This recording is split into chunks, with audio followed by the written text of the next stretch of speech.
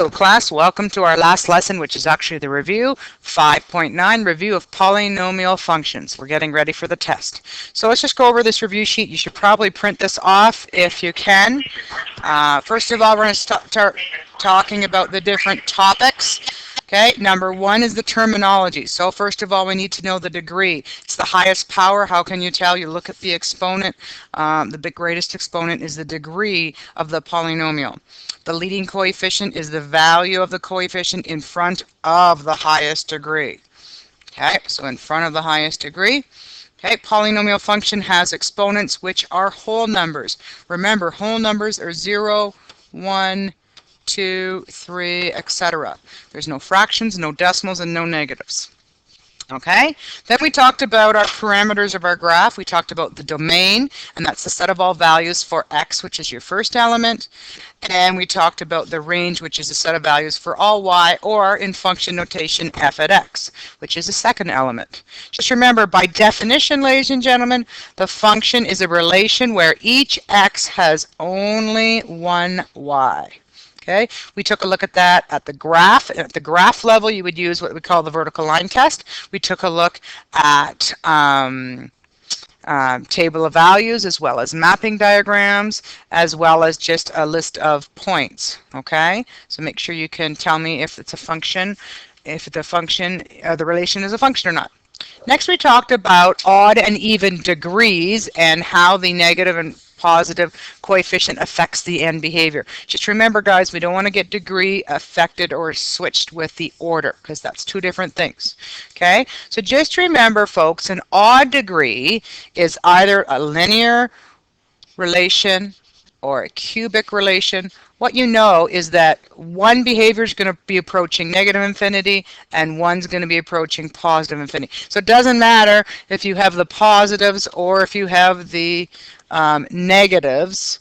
You're going to look something like wherever y approaches infinity in one direction, it's going to approach negative in the other. Okay, unlike when we take a look at even degrees, so even would be something like your parabola or your quartic. That could look something like a W. Okay, and for the even, it's going to start up. So notice when you're even that both in both directions, y is going to approach positive infinity. However, if you have a negative leading coefficient, the parabola is going to open down, which means it's going to go negative. And same with a quartic. It's going to go down like that. All right, so ladies and gentlemen, line of symmetry is an important terminology we learned, and that occurs in even degrees. Okay, so if I take a parabola, for example, or even a quartic, ladies and gentlemen, there's going to usually be a line of symmetry. Okay, then we deal with what's called point symmetry, and point symmetry is on the odd degree polynomial. So if I quickly drew something like a cubic, something like this. Okay, the point symmetry is somewhere in the middle where you can spin one arm 180 degrees to get to the other symmetry or the other extension or the other end behavior.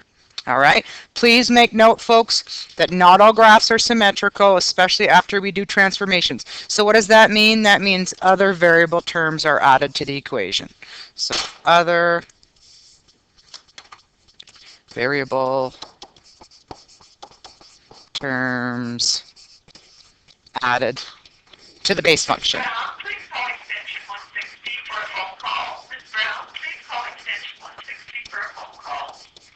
Okay. All right. Then we took a look at finite differences, ladies and gentlemen. Think about that as your first differences, your second difference, and so on and so on, so forth. Okay. It's used to determine the degree of the polynomial. So remember, the number of differences equals the degree. Excuse me. And don't forget also that once you do your differences and you get the same differences, that will tell you the sign of the leading coefficient. All right. Now we're going to switch gears into what's called even or odd order. Okay. Remember, with an odd order, the changes signs and direction.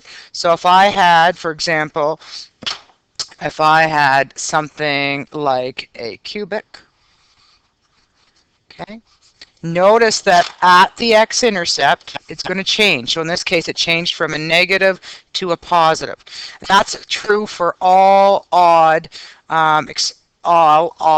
So how can you tell an odd order? Exponent will be either 1, 3, or 5 on it. Okay? An even order does not change at the x-intercepts. So basically, if I have something like a quadratic and it goes like this and it hits the vertex right here, okay? It does have, it's really one intercept, but it really has kind of two real roots. However, notice that it starts in the positive, it hits the x-axis, and then remains positive. So the sign does not change, okay? All right, and you can have, and those exponents will either be squared or cubic, or sorry, squared or to the power 4, power 6. So if I give you an expression y equals 5, x minus 3 squared times x plus 2, I want to note that, hey, first of all, taking a look at this first term, notice that it's squared, so this is an even order. Okay, so at 3 on my graph, it's going to go in the same direction.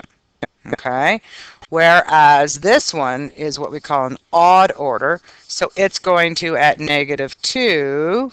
So if I draw -2 and draw this at 3, it's going to also it's going to change direction. So basically, since this is positive a, this is a cubic, so it's going to start like this. It's going to go up to 2, come back down, hit 3, just hit it. Okay. So notice that there was the odd behavior right here at the -2.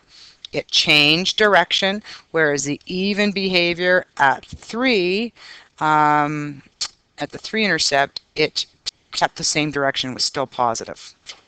All right, next we took a look at applications, ladies and gentlemen, okay, and we use substitution. For example, if you ask for the height of the rocket at 5 seconds, sub it f at 5, okay. Initial value is the constant when you're in standard form. If you're in factored form, ladies and gentlemen, just multiply it through or expand it out and you'll get to standard form. You can get that answer right away, okay.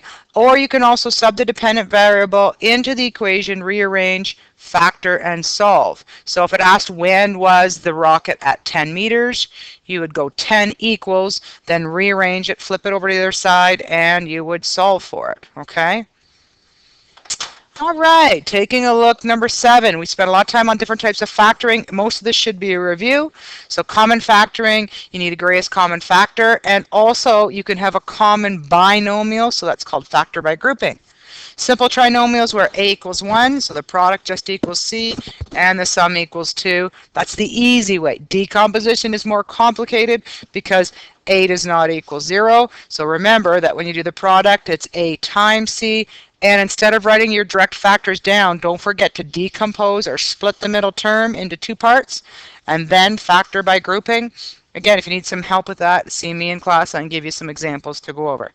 The last factoring type, which I think is the easiest, is difference of squares. Okay, and it's in that format right there. Remember, to recognize difference of squares, it's got to be a binomial with a subtract sign in between 2 perfect squares. X-intercepts, to find your x-intercept, obviously you let y equal 0, or in function notation, f at x equals 0. Then you factor and set each factor, to equal to 0 because you use the zero product property. All right, and lastly, create an equation when given the x-intercepts and a point. Okay, then you need to change the intercepts into factors. So if I give you that it's cubic, okay, and that I say I've got -1, 1, and 5.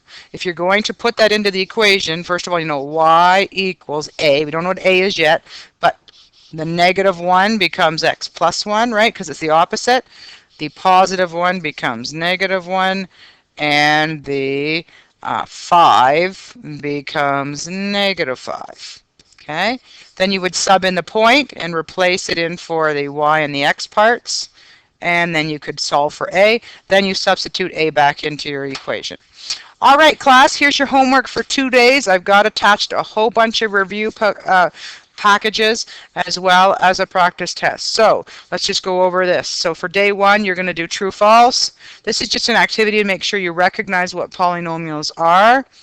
Okay, here's some key features and some factoring exercises, then some sketching exercises, and then we have some more questions on cubic and quartic. Okay, for this one, ladies and gentlemen, let's just do A, B, and C. Okay, let's just do these 3 only. Okay, otherwise you're going to take too much time. Okay, and then day 2, this is your practice test. So here's a couple pages or 4 pages to practice test to get ready. I will post the answers to these on the website. Have a great day, and of course, come and see me if you need some help. Happy studying, everybody. Make sure you're ready for your test.